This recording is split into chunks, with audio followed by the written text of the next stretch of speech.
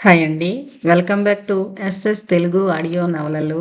ఈరోజు మీరు వినబోయే నవల 'టియర్స్ ఇన్ హెవెన్'. పూజిత గారు రచించారు. ఇక నవల్లోకి వెళ్ళిపోదాం. మానస, మానస! ఆ పిలుపు ఇల్లంతా ప్రతిధ్వనించింది. మళ్ళీ మళ్ళీ అదే పిలుపు. ఆ పిలుపుకు ఇంట్లో ప్రతి వస్తువు గడగడలాడినా కించిత్తు కూడా కదలకుండా నిశ్చింతగా విశ్రాంతి తీసుకుంటోంది అతని భార్యమణి మాత్రమే. అతనిలో అంత కోపానికి కారణం బెడ్రూమ్లో డ్రెస్సింగ్ టేబుల్ మీద కనిపించిన ఆ వస్తువు. దానిని చేతిలోకి తీసుకున్నాడు. కోపోద్రేకంలో అది అతని పిడికిల్లో బిసుగు పోసాగింది. ఈసారి అతని శక్తినంతా ఉపయోగించి మానస అని అరిచాడు. అప్పుడు కూడా ఆమెలో చలనం లేదు. ఆమె హాలులో సోఫాలో కూర్చుని కుడి పాదాన్ని లయబద్ధంగా ఆడిస్తూ మైకల్ జాక్సన్ పాటలను పరవశంగా వింటోంది. పట్టరాని ఆవేశంతో గిర్రున వెనక్కు తిరిగాడు. అతను దగ్గరకు రావడం చూసి వెనక్కు తిరిగింది మల్లిక. మల్లిక మానసకు నమ్మిన బంటు, ఆ ఇంటి పనిపిల్ల. మల్లిక, మీ అమ్మగారెక్కడా? మరి సారు, అమ్మగారు హాల్లో కూర్చుని పాటలింటున్నారు, చేతులు నలుముకుంటూ చెప్పింది. ఇదెక్కడిది? ఎవరు తెచ్చారు? చేతిలో వస్తువును చూపిస్తూ గట్టిగా అన్నాడు. అమ్మగారిదండి, ఆవిడే తెచ్చుకున్నారండి, నెమ్మదిగా చెప్పింది. అతను వెళ్ళాక మల్లిక కిసుక్కున నవ్వింది, జరగబోయే యుద్ధకాండం తలచుకుంటూ. వాళ్ల మధ్య తగవులు ఆ పిల్లకు పెద్ద వినోదం. ఆవేశంగా వచ్చిన మురళి రాకను మానస గమనించిందో లేదో కిమ్మనకుండా పాటల్లో లీనమైపోయింది. కాలి వేళ్లకు దిద్దిన స్కిన్ కలర్ నెయిల్ పాలిష్ ముద్దుగొలిపేలా ఉంది. మానస! ఇక అంతకన్నా పెద్దగా అరవలేను అన్నట్లు బిగ్గరగా అరిచాడు. అప్పటికి ఏమాత్రం చలించకుండా కనురెప్పల్ని కొద్దిగా తెరిచి విసుగ్గా చూసింది. ఆ చూపులో నిర్లక్ష్యత తొణికిసలాడుతోంది. అతను పట్టరాని ఆవేశంతో ఊగిపోతూ ఏంటిది? తన చేతిలో వస్తువును చూపిస్తూ అడిగాడు. తెలిసి కూడా ఎందుకలా గావుకెకలు పెడుతున్నారు? అంది మెల్లగా. Dammit, how dare you are! ఆమె మీద కొంగాడు. ఆమె ఏమాత్రం తొణక్కుండా చిలిపిగా నవ్వింది. ముత్యాలు అమర్చినట్లున్న ఆమె పంటి పంక్తి గులాబీ రంగు పెదాల మధ్య మెరుస్తోంది. Idiot, you getup! ఆమె రెక్కపట్టి లేపాడు. మొత్తుగా తూలిపోతున్న ఆమెను అతని 2 చేతుల్లోనూ కుదుపుతూ, మానస, ఎందుకలా బిహేవ్ చేస్తున్నావు? My dear darling, don't ask like that అందామె ఏదో రహస్యం చెప్తున్నట్టు. మానస, ప్లీజ్, నువ్విలా చేయడానికి వీల్లేదు. అది నా వల్ల కాదు. ఆమె చెంప చెళ్ళుమంది. పాలు కారే బంగారు వన్నె బుగ్గలు ఎర్రబడ్డాయి.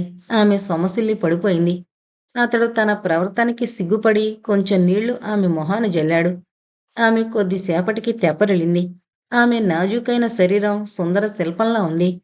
వంగి ప్రేమతో ఆమె మెడవంపులో తన మొహాన్ని దాచుకున్నాడు. అతనికి బాధగా ఉంది. ఫ్యామిలీ డాక్టర్కు ఫోన్ చేసి ఆలోచించసాగాడు. అతనికి సొల్యూషన్ లభించడం లేదు. మానస డ్రగ్ ఎడిక్ట్ అయింది. తాగుడుకు బానిసైంది. మానస హాయిగా నిద్రపోతోంది. మామిడి పండు రంగు మైసూరు సిల్కు చీరలో ఆ పండు వెన్నెల్లో అద్భుతంగా ఉంది. ఆ అందాలులకే భార్యను చూసి దీర్ఘంగా నిట్టూర్చి గడియారం వైపు చూశాడు. 8:30 అయింది. డాక్టర్ జయంతి రాలేదు. బహుశా ఏదైనా ఎమర్జెన్సీ కేసుకు అటెండ్ అయ్యిందేమో అనుకుంటూ బయటకు నడిచాడు. అతను వెళ్ళిన 5 నిమిషాలకే డాక్టర్ ఇంటికొచ్చింది. మొహం మీద పడుతోన్న సూర్యుని లేత వేడికి మెల్లగా కళ్ళు తెరిచాడు మురళి.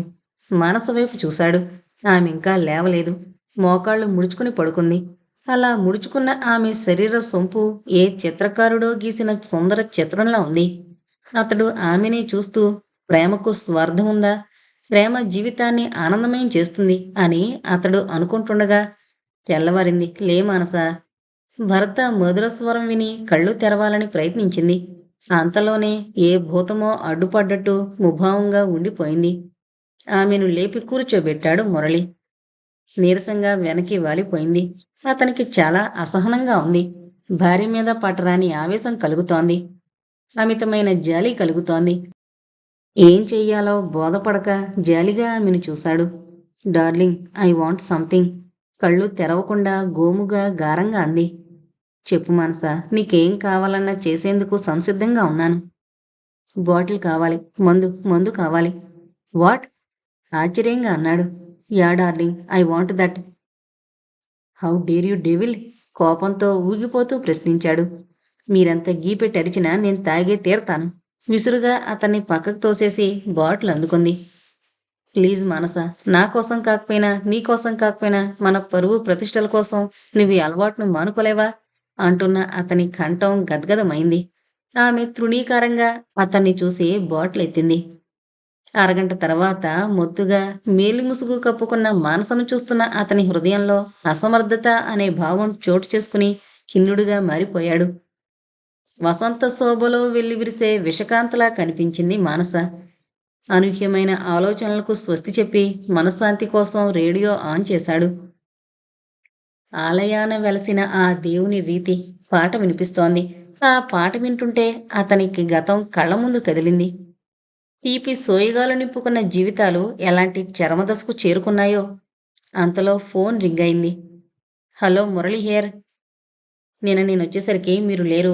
మానస నిద్రపోతోంది. ఇక ఆమెను డిస్టర్బ్ చేయడం ఇష్టం లేక వచ్చేశాను. Sorry madam. ఈరోజు వీలైతే ఒకసారి రండి. అసలు మానసికి ఏమైంది? ఏమని చెప్పను, ఎప్పుడూ డల్గా ఉంటుంది. ఎవరి మాట విందు. మీరు మా ఫ్యామిలీ డాక్టర్ మాత్రమే కాదు, మంచి ఫ్రెండ్. అందుకే ఒకసారి మీరొస్తే బాగుంటుంది. ఇది నా రిక్వెస్ట్. మీరేం వర్రీ అవ్వకండి. ఈరోజు తప్పకుండా నేను వస్తాను. మురళి ఫోన్ కింద పెట్టేసి మౌనంగా ఉండిపోయాడు. డియర్, ఎవరితో మాట్లాడుతున్నారు? తన అరచేతి వైపు చూసుకుంటూ అంది. అతడు ఏం మాట్లాడకుండా ఆమె వంక చూశాడు. ఎందుకంత కోపం యార్? ఇదిగో నువ్వు తీసుకో, అమృతంలా ఉంటుంది. గుప్పిటను తెరిచి చూపించింది. అరచేతిలో బ్రౌన్ షుగర్. అతని దవడ ఎముక బిగుసుకుంది. విసురుగా ఆమె చేతిని కొట్టాడు. బ్రౌన్ షుగర్ చెల్లా చెదురై కింద పడిపోయింది. యూ అంటూ భర్త షర్టు పట్టి లాగింది. అంతలో మల్లిక అక్కడికి రావడంతో అతన్ని అలాగే వదిలి విసురుగా వెళ్ళిపోయింది. ఫుల్ మేకప్లో మేడ దిగింది మానస. ఎక్కడికి వెళుతున్నావు? బర్త్డే పార్టీకి. 1 గంటలో వచ్చేస్తాను. ప్లీజ్ మానస, నువ్వు వెళ్ళొద్దు. డాక్టర్ జయంతి వస్తానన్నారు. ఎందుకు? నిన్ను చూడ్డానికి. నన్ను చూడడం ఎందుకు? నేను వెళ్ళాలి అంది. ఆమెలోని పరిమళం ఒక్కసారి గుప్పున అతని నాసికా పుటాలను తాకింది. జస్ట్ 1 అవర్లో వస్తా. తన హై హీల్స్ని ఆడించుకుంటూ వెళ్ళిపోతున్న ఆమెను ఆపలేకపోయాడు. అతని అహం దెబ్బతింది. సోఫాలో వెనక్కు తలవాల్చి భారంగా కళ్ళు మూసుకున్నాడు. చెప్పినట్టే గంటలో వచ్చేసింది మానస. అంతవరకు వెయిట్ చేసి వెళ్లబోతున్న డాక్టర్ మానసిని పరీక్షించి ఆమె తల్లి కాబోతున్నట్టు చెప్పింది. మురళికి సంతోషం కలిగిన భార్య ప్రవర్తన వల్ల దిగులు ఎక్కువ సాగింది. ఆ రాత్రి అతడు మానసను దగ్గరకు తీసుకుని అనునయంగా చెప్పాడు. మానస, నువ్వు తల్లివి కాబోతున్నావు. మన ప్రతిష్ట కోసం కాకపోయినా మన బిడ్డ కోసమైనా నీ ప్రవర్తనలో మార్పు రావాలి. ఇది నా ఆజ్ఞ. అతడి స్వరం దృఢంగా ఉంది. సారీ డియర్, ప్రాణాలైనా విడుస్తాను గాని నా అలవాటు మానలేను. ముద్దు మురిపాలు మూటగడుతున్నట్టు మునివేళ్లు నలుపుకుంటూ చెప్పింది. అతడి ముఖం ఎర్రబారింది. తనను తాను కంట్రోల్ చేసుకుంటూ మానస, డిన్నర్ చేద్దాం పదా అంటూ ఆమె చేయి పట్టుకున్నాడు. సారీ, నాకు ఆకలిగా లేదు అని అతన్ని విడిపించుకుంటూ డ్రగ్గు గబగబా నోట్లో వేసుకుంది. అతడు తల పట్టుకుని కూర్చున్నాడు. కొంతసేపటికి ఆమె మంచం మీద మొత్తుగా వాలిపోయింది. అతనికి ఒకప్పటి మానస గుర్తుకు రాసాగింది. ఆనాటికి ఈనాటికి ఎంత తేడా! మునుపటి మానసను తిరిగి చూడగలడా? ఆనాటి మంజులవాణిగా మానస మళ్లీ మారగలదా? అతనికి తన కాలేజీ రోజులు, మానస్తో పరిచయం, తమ పెళ్లి అన్నీ గుర్తుకు రాసాగాయి. సన్నటి చినుకులు పడుతూ వాతావరణం ఆహ్లాదంగా ఉంది. నీలాకాశంలో తెల్లటి మేఘాలు బోరులు కట్టి ఊగిపోతున్నాయి. సైకిల్ మీద వెళుతోన్న మురళి అత్యంత ఆనందభరితంగా ఉన్నాడు. రోడ్డంతా ఖాళీగా ఉంది. కొత్తగా చేరబోయే కాలేజీని గురించి ఊహించుకుంటూ వెనకొస్తోన్న కారు హారన్ కూడా వినలేదు. అంతలో వెనకగా వస్తోన్న కారు స్పీడుకు బురద నీళ్లు తుళ్ళి అతని మీద పడ్డాయి. బట్టల నిండా బురద మరకలే. అతడు కసితీరా తిట్టుకుంటూ రోడ్డు పక్క బోరింగ్ దగ్గర బట్టల బురదని కడుక్కున్నాడు. మట్టిపోయిన మరకలు అలాగే ఉన్నాయి. అతడు గాఢంగా నిట్టూర్చి 10 నిమిషాల్లో కాలేజీ ఆవరణలో అడుగుపెట్టాడు. అంతా క్లాసులో ఉన్నారు. అంతలో ఒక అమ్మాయి అటుగా వస్తూ కనిపించింది.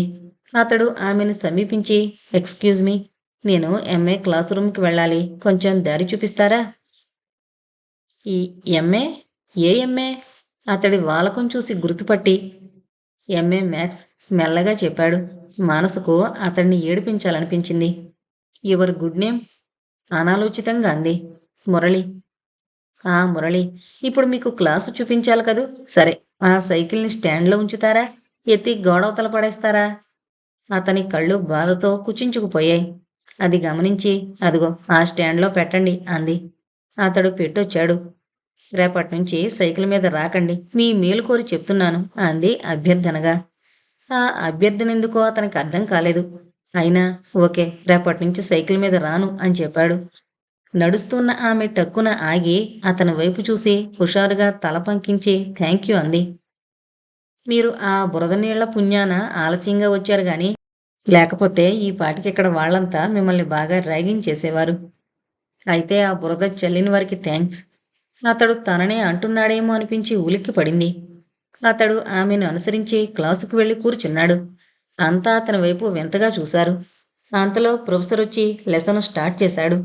మురళి సర్దుకుని కూర్చుని శ్రద్ధగా వినసాగాడు. ఇదేంటి ఈ లెసన్ చెప్తున్నాడు, ఫస్ట్ టైం కదా, అంతేనేమో అని తనకు తానే సమాధానపరుచుకున్నాడు.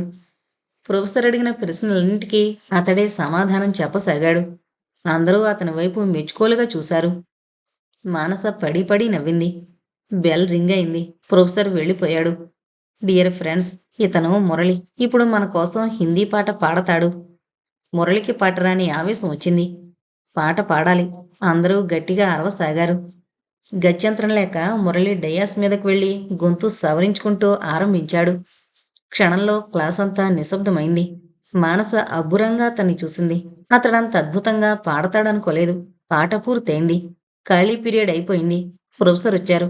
స్టూడెంట్స్ అంతా సంతోషంగా కనిపించడం చూసి, హలో స్టూడెంట్స్. సార్, ఈరోజు మురళి అనే ఈ కొత్త అబ్బాయి హిందీ పాట బాగా పాడి వినిపించాడు చెప్పారంత. వెరీ గుడ్ మురళి, ఎక్కడ చదువుకున్నావు? బిఏ. మా ఊర్లోనే చదివి ఎంఏ చేయడానికి ఇక్కడికి వచ్చాను సార్. వాట్? ఆశ్చర్యపోయాడు ప్రొఫెసర్. అవును సార్, నేను బిఏ డిస్టింక్షన్లో పాస్ అయ్యాను. అంతా ఆశ్చర్యంగా చూశారు. బిఏ క్లాసులో కూర్చుని బిఏ డిస్టింక్షన్లో పాస్ అయ్యానంటావేంటి, పిచ్చి పట్టిందా? అర్థం కాని మురళి అయోమయంగా చూశాడు. అందరూ పక్కున నవ్వారు. ఆ బురద మరకలేంటి, నిన్నెవరో ర్యాగింగ్ చేశారు, ఎవరు చెప్పు అడిగాడు సీరియస్గా. మానస కుచించుకుపోయింది. అతను ఏదో చెప్పబోయాడు. ఆమె ముఖం వెలవెలబోయింది. సార్, నన్నెవరూ ర్యాగింగ్ చేయలేదు. వస్తుంటే చిన్న యాక్సిడెంట్ అయింది. నేనే పొరపాటున ఈ క్లాస్కి వచ్చాను. సారీ సార్ నార్మల్గా చెప్పాడు. మానస ఊహించని పరిస్థితి. సరే, వెళ్ళి ఎంఏ క్లాసులో కూర్చో. Thanks sir.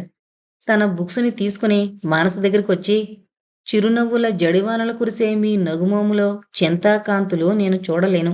అందుకే మీ పేరు చెప్పలేదు. నన్ను అసమర్థుడిగా భావించకండి అనేసి వెళ్ళిపోయాడు. మర్నాడు సైకిల్ వదిలేసి బస్సులో వచ్చాడు మురళి. థ్యాంక్స్ మురళి గారు అంది మానస. ఎందుకు సైకిల్ వదిలేసినందుకా? నోనో, నిన్న లెక్చర్కి పట్టివనందుకు. ఓ అదా. అందంగా ఉన్న మీ మొహాన్ని చూశాక ఏడిపించాలనిపించలేదు అంతే అన్నాడు నవ్వుతూ. ఆమె నవ్వింది మనోహరంగా. రేపటి నుండి నేనొక బ్యాగ్ తెచ్చుకుంటాను. ఎందుకు? మీరు నవ్వితే ముత్యాలు రాలిపోతున్నాయి, వాటిని ఏరి పోగేసుకునేందుకు. భలే మాట్లాడతారే. ఎంత మాట్లాడినా మొదట మీ చేతిలో ఓడిపోయాగా. సారీ చెప్పాగా. సరే రండి వెళదాం. ఎక్కడికి? నిన్నట్లా మళ్ళీ ఏ క్లాసులో కూర్చోబెట్టాలనుకుంటున్నారు? కాదు అంది నవ్వుతూ. కాసేపు తర్వాత ఎవరి క్లాసులకు వాళ్ళు వెళ్ళిపోయారు. కాలేజీ బస్టాప్ స్టూడెంట్స్తో రద్దీగా ఉంది. బస్సు వచ్చింది. అందరూ బిలబిలమంటూ ఎక్కేశారు. వారిలో మహేష్ కూడా ఉన్నాడు. కొద్ది దూరం వెళ్ళాక బస్సు ఆగిపోయింది. టికెట్ చెకింగ్ జరుగుతోంది. పాసలు ఇంట్లో మర్చిపోయిన వాళ్ళు, టికెట్లు తీసుకొని వాళ్ళు అంతా భయంగా చూస్తున్నారు. గుండెలు వేగంగా కొట్టుకుంటున్నాయి. ఉన్నట్టుండి మురళి బస్ దిగి కొంచెం దూరం పరిగెత్తాడు. అరే, ఆ అబ్బాయి పారిపోతున్నాడు. ఆపండి, పట్టుకోండి పట్టుకోండి అంటూ చెకింగ్ వాళ్ళు మురళి వెనక పరిగెత్తారు. మురళి దొరికిపోయాడు. ఏంటి, ఎందుకు దిగావు? వారిలో ఒక అతను అడిగాడు. దిగాలనుకున్నాను, దిగాను అనేసి మురళి బస్సు వంక చూశాడు. ఏయ్, అటెందుకు చూస్తున్నావు? నేనటి చూస్తే ఏం సార్, మీకేం కావాలో చెప్పండి. నీ టికెట్ ఏది? జేబులో చేయి పెట్టి పాస్ తీశాడు. వాళ్ళు ఆశ్చర్యపోయారు. మరెందుకు దిగి పారిపోతున్నావు? అందుకు అన్నాడు బస్సు వైపు చూపిస్తూ. బస్సు నుండి అందరూ దిగిపోతున్నారు, పారిపోతున్నారు. అంతే, మురళిని వదిలి బస్సు వద్దకు పరిగెత్తారు. బస్సు అంతా ఖాళీ అయిపోయింది. టికెట్లు తీసుకున్నవారు తప్ప. ఉసూరుమంటూ అటు చూశారు. మురళి కూడా మాయమైపోయాడు. ఈడియట్స్, మనల్ని ఫూల్స్ చేసి పారిపోయారు. గొణుక్కుంటూ వెళ్లారు చెకింగ్ వాళ్ళు. ఫ్రెండ్స్, మిమ్మల్ని కాపాడాలని, లేకుంటే మీకు మన కాలేజీకి చెడ్డ పేరని ఇలా చేశాను. ఇక మీదట మీరలా చేయకండి. చదువుకుని మనమే అలా బిహేవ్ చేస్తే ఏం బాగుంటుంది? అందరూ కలిసి మురళిని పైకెత్తేశారు. అదే సమయంలో మానస కారులో వెళుతూ ఆగింది. జరిగింది విని మురళి వైపు చూసి యు ఆర్ జీనియస్ అంది. అంత అందమైన అమ్మాయి నిన్ను జీనియస్ అంది. ఎంత అదృష్ట జాతకుడివిరా అని అరిచారంతా. రండి, డ్రాప్ చేస్తాను. నో, మీరెళ్ళండి. అతను కారులోకి రారు. అతన్ని కారులో కూర్చోబెట్టే బాధ్యత మీదే అంది చిన్నగా నవ్వి. మురళి వద్దంటున్న కారు ఫ్రంట్ డోర్ తెరిచి లోపలికి తోసి డోర్ మూసేశారు. అతను దిగబోయేంతలో కారు స్పీడ్ అందుకుంది. మీరిలా చేయడం బాగలేదు నిష్ఠూరంగా అన్నాడు. పర్వాలేదు, చెప్పండి, ఎక్కడికి వెళదాం? అల్లరిగా ఆప్యాయంగా అడిగింది. ఎక్కడికి వద్దు, నేను త్వరగా ఇంటికి వెళ్ళాలి మొండిగా చెప్పాడు. సరే, ఇంటికే తీసుకువెళతాను. అడ్రస్ చెప్పండి. వద్దు, ఇక్కడే ఆపేయండి. కొద్ది దూరమే, నడిచి వెళ్ళిపోతాను. మీరెలాగూ కారులోనే ఉన్నారు కాబట్టి ఇంటి వద్ద డ్రాప్ చేయడమే శ్రేయస్కరం.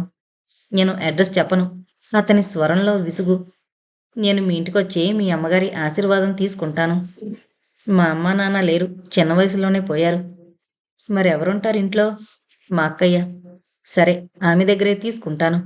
వింతగా ఆమె వైపు చూశాడు.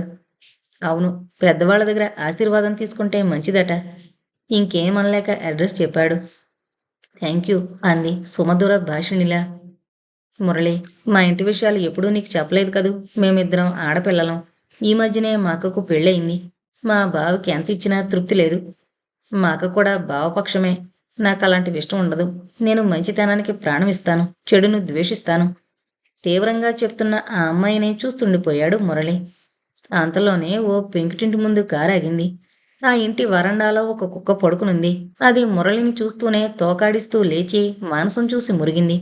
దాన్ని చూస్తూనే మానస భయంతో మురళి చేతిని గట్టిగా పట్టుకుంది. అప్పుడే అక్కడికొచ్చిన మురళి అక్క మాధవి ఆ దృశ్యాన్ని చూసి అలా నుంచుండిపోయింది. అది గమనించిన మానస మురళి చేతిని వదిలి ఆమెకు నమస్కరించింది. అక్క, ఈ అమ్మాయి మానస మా కాలేజీలోనే చదువుతోంది. ఒక అరగంట తర్వాత మానస వెళ్ళిపోయింది. ఆ రోజు కాలేజ్ డే. సంగీతంలో ఇద్దరూ ప్రావీణ్యం ఉన్నవారే కాబట్టి ఆ రోజు పోటీల్లో ప్రైజులన్నీ ఆ ఇద్దరు సొంతమయ్యాయి. దాన్ని ఒక మధుర స్మృతిగా ఉంచుకున్నారిద్దరు. అందరూ ఆనందాతిశయంతో క్లాప్స్ కొట్టారు. మానస తండ్రి మాత్రం రుసరుసలాడుతూ లేచి వెళ్ళిపోయాడు.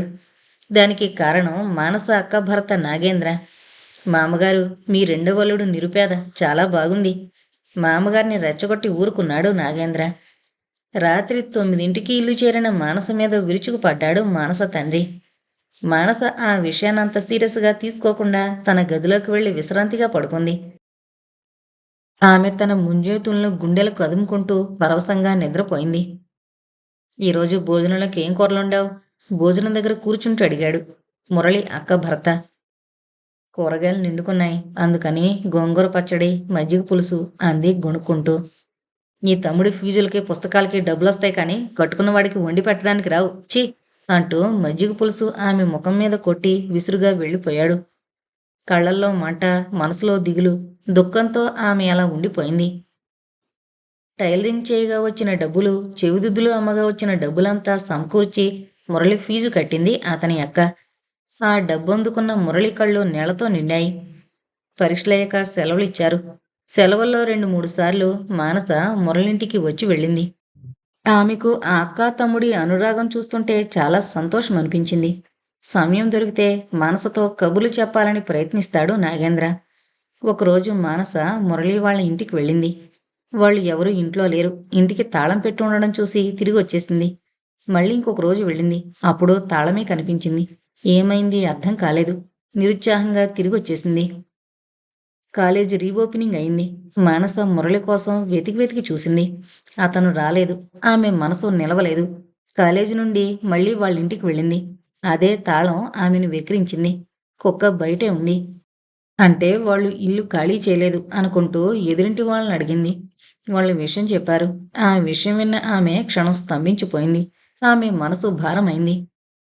ఇంటికి వెళ్ళాక పెద్దగా అరుపులు వినిపించాయి. తండ్రికి బావకి మధ్య డబ్బు విషయమై మళ్ళీ గొడవ ఆరంభమైంది. మానస తన గదిలోకి వెళ్ళి మంచం మీద వాలిపోయింది.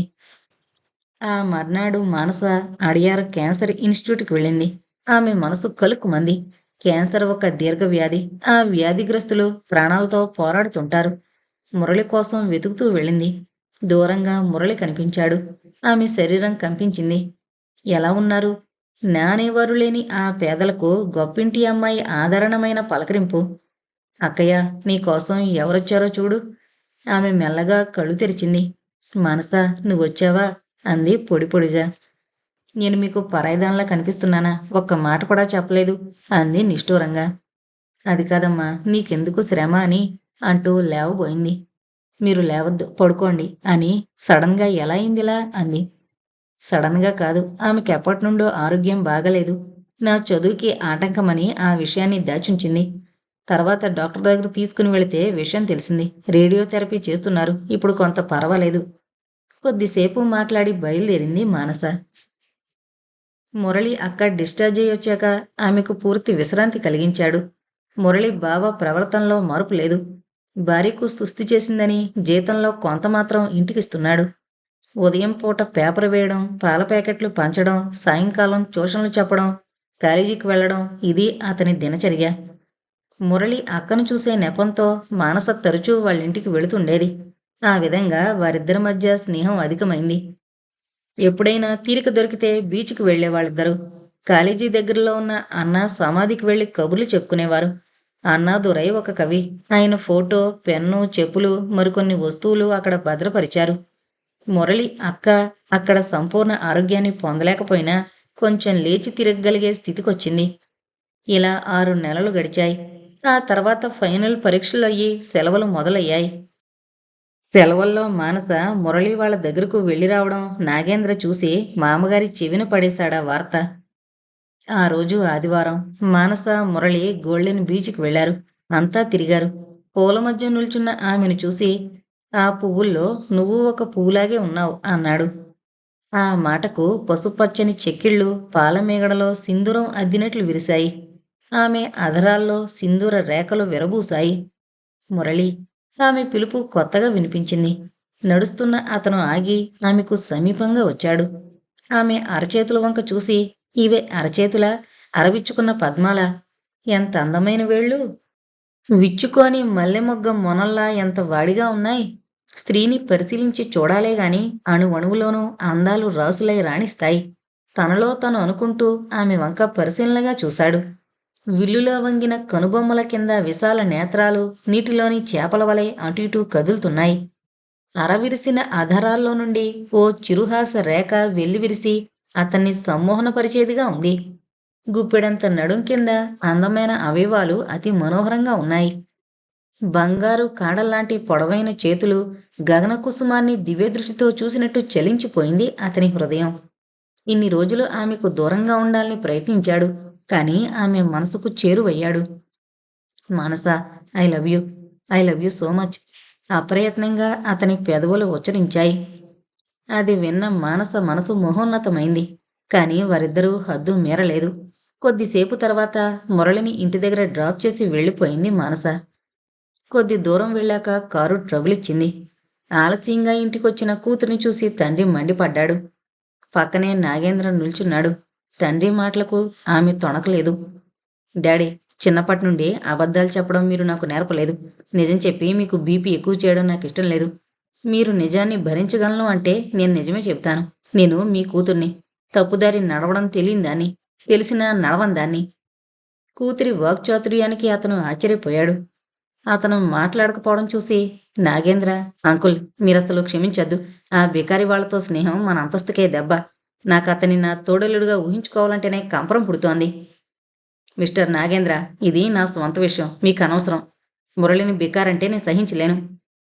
మానస, మన అంతస్తును మరిచి పేపరు పోలమ్ముకునే బికార్ని పెళ్లి చేసుకుంటావా? సిగ్గులేదు? నోరు మూసుకుని మేం చూసిన అతన్ని మన అంతస్తుకు తగ్గట్టుగా పెళ్లి చేసుకో. ఎవరిని డాడీ చూసేది? వరకట్నం తీసుకునే దోపిడీకారునా? నెవర్, ఇంపాసిబుల్, నేను చచ్చినా చేసుకోను అని నాగేంద్ర వైపు కొరకొరా చూసి తన గదిలోకి వెళ్ళి తలుపు వేసుకుంది.